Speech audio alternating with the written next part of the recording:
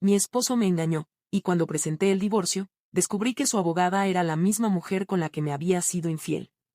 Me llamo Verónica, tenía 31 años, y 6 años antes había dejado una carrera por la que había trabajado increíblemente duro, porque creía que mi familia valía más que cualquier victoria en un tribunal. Nunca imaginé que esa misma carrera terminaría siendo lo único que se interpondría entre yo y perder a mi hijo. Me casé con mi esposo, Sergio, justo después de la carrera de Derecho, cuando ambos éramos jóvenes y ambiciosos, y estábamos completamente seguros de que nada podría romper lo que teníamos. Tuvimos a nuestro hijo, Mateo, cuando yo tenía 25 años, y en algún punto entre las noches sin dormir y las bolsas de pañales y la silenciosa decisión de pausar mi carrera, me convencí de que estaba eligiendo el mejor camino, el que más importaría a largo plazo. Sergio trabajaba como abogado corporativo para una gran constructora, ganando lo suficiente para que quedarme en casa nunca se sintiera como un riesgo financiero.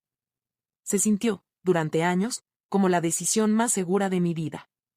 Pero la seguridad, he aprendido, es a menudo solo el nombre que le damos a las cosas justo antes de que se derrumben.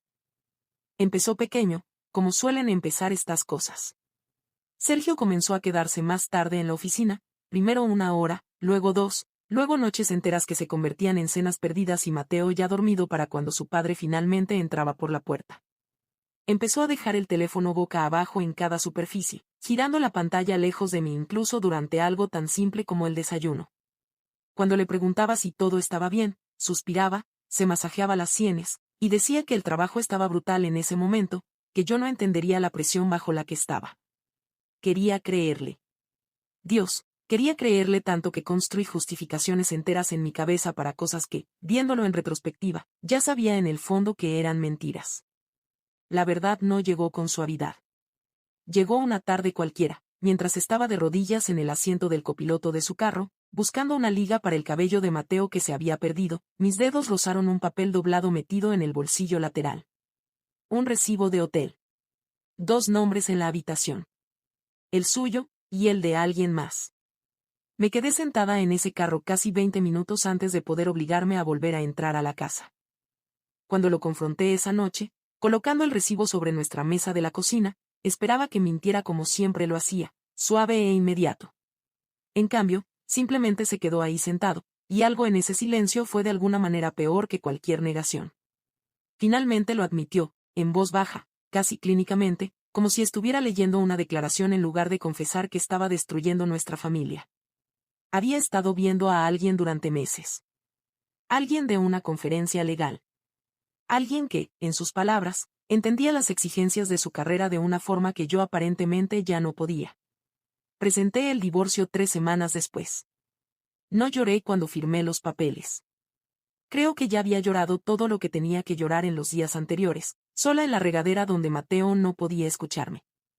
Lo que no esperaba era la rapidez con la que Sergio pasaría de avergonzado a despiadado. Dentro de un mes de la presentación, su equipo legal solicitó la custodia total de Mateo, citando mis 6 años fuera del mercado laboral como evidencia de inestabilidad, pintándome, en frío lenguaje legal, como una mujer incapaz de proveer para su propio hijo. Recuerdo leer esa demanda a las 2 de la mañana, Mateo dormido al final del pasillo, mis manos temblando tanto que tuve que dejar el teléfono 2 veces solo para poder seguir leyendo. La primera audiencia estaba programada en el juzgado del centro, un edificio que no había pisado desde que presenté mi examen de la barra, cuando imaginaba un futuro completamente diferente para mí. Llegué temprano esa mañana, mi carpeta de notas apretada contra el pecho, mis tacones resonando contra pisos de mármol que no había pisado en años. Estaba sentada en una banca afuera de la sala, revisando la línea de tiempo que mi abogada había preparado, cuando escuché una risa familiar viniendo por el pasillo. Levanté la vista, y ahí estaba Sergio, caminando hacia las puertas de la sala junto a una mujer en un traje azul marino impecable, su mano descansando en la parte baja de su espalda con una familiaridad que me revolvió el estómago antes de que mi cerebro pudiera procesarlo. Y entonces, justo antes de llegar a las puertas, ella se inclinó y lo besó. Rápido. Casual. El tipo de beso que se dan las personas que lo han hecho cientos de veces antes. Me quedé congelada en esa banca, viendo a la mujer que estaba a punto de argumentar que me quitaran a mi hijo, arreglarle la corbata a Sergio con las mismas manos que claramente lo habían tocado en lugares mucho más íntimos que un pasillo de tribunal. La mujer que representaba a mi esposo en nuestra batalla por la custodia era la misma mujer con la que él me había sido infiel. No sé cuánto tiempo estuve sentada en esa banca después de que ambos desaparecieron por las puertas de la sala. Suficiente tiempo para que mi abogada me encontrara todavía congelada ahí, mi carpeta de notas olvidada en mi regazo, mis nudillos blancos contra los bordes del papel. Verónica, dijo, agachándose un poco para encontrar mi mirada. Tenemos que entrar. La miré, y algo en mi voz salió más firme de lo que me sentía cuando dije, dame un minuto más. Porque en ese único minuto, todo mi cuerpo estaba recalculando todo lo que pensaba que sabía sobre esta batalla. Esto ya no era solo una traición. Ya no era solo un matrimonio derrumbándose. Esto era un conflicto de intereses directo y evidente, el tipo de violación ética que podría terminar una carrera si se manejaba correctamente. Y Sergio y su amante aparentemente habían estado demasiado absortos el uno en el otro como para pensar tan lejos. Lo que ninguno de los dos entendía, lo que el propio Sergio había pasado 8 años olvidando silenciosamente, era que yo no había sido simplemente un ama de casa que se perdió por completo a sí misma. Me gradué en primer lugar de nuestra generación en la Facultad de Derecho. Con honores. Mientras Sergio terminó cómodamente en la mitad de la tabla, conforme con ser suficientemente bueno. Un profesor, genuinamente impresionado con mi tesis sobre derecho familiar, me reclutó personalmente para su firma apenas pasé el examen, y pasé un año completo ahí, construyendo casos reales, aprendiendo exactamente el tipo de instintos de sala de tribunal que no desaparecen solo porque te conviertes en la madre de alguien. No había ejercido en 6 años. Pero sentada en esa banca, viendo al amante de Sergio ajustarse el saco antes de entrar a argumentar que yo no era apta para criar a mi propio hijo, algo dentro de mí cambió, rápido y fuerte, de herida a afilada. Me puse de pie, alicé mi blusa, y entré a esa sala como la versión de mí misma que había enterrado bajo años de ropa lavada y canciones de cuna. Antes de que comenzara el procedimiento, le pedí a la jueza permiso para abordar un asunto de conducta profesional. La jueza Reyes, una mujer mayor con mirada aguda y cero paciencia para tonterías, lo concedió con un solo asentimiento. Para que conste, dije, mi voz firme aunque mi pulso martilleaba en mis oídos, la abogada de la contraparte mantiene una relación íntima con mi esposo. Personalmente presencié afecto físico entre ellos en este pasillo del juzgado hace menos de 10 minutos. Dado que la custodia de mi hijo es el tema de esta audiencia, creo que esto constituye un conflicto de intereses innegable. La sala se quedó en silencio de esa manera particular en que los espacios se silencian justo antes de que algo se rompa por completo. La jueza Reyes llamó a ambas abogadas al frente, y observé a Valentina, el nombre que aprendí ese mismo día, palidecer cada vez más de una manera que ninguna cantidad de maquillaje costoso podía ocultar. Primero trató de minimizarlo, llamándolo un malentendido, un gesto amistoso entre colegas.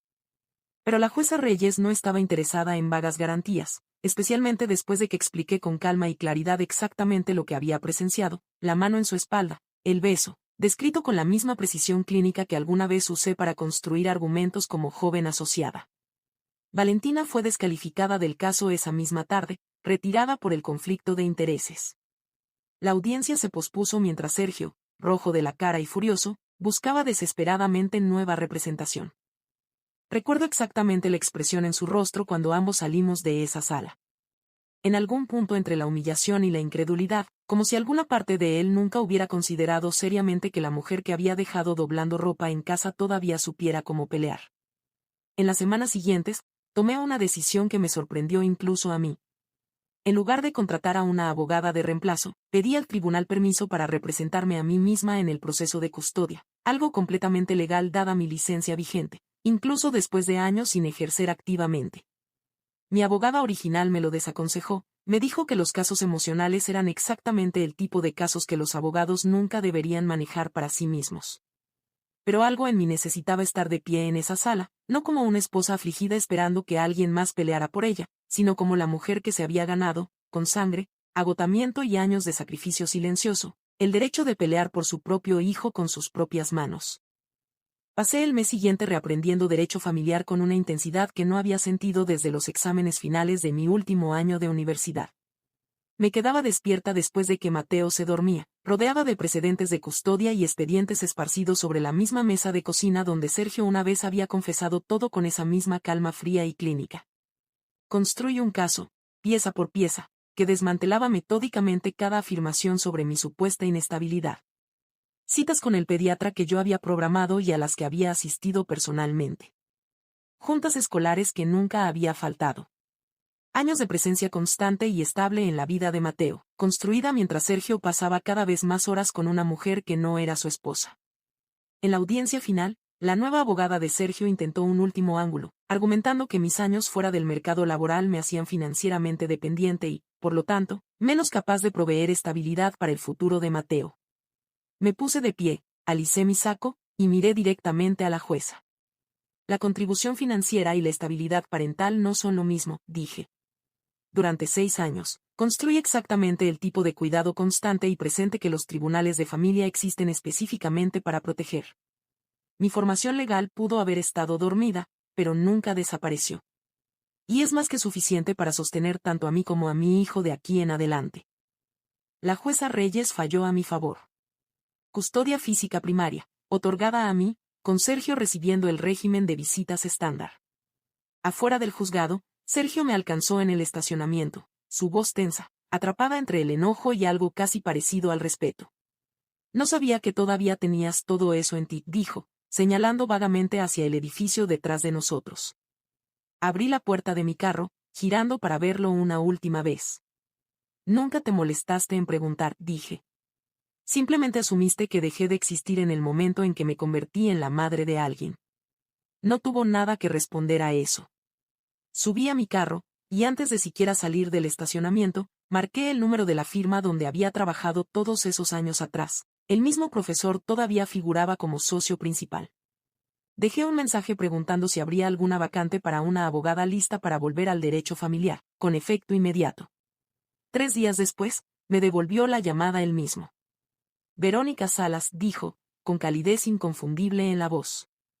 Siempre me pregunté cuándo regresarías. Yo también, dije, mirando el asiento del carro de Mateo por el espejo retrovisor. Parece que hoy es el día.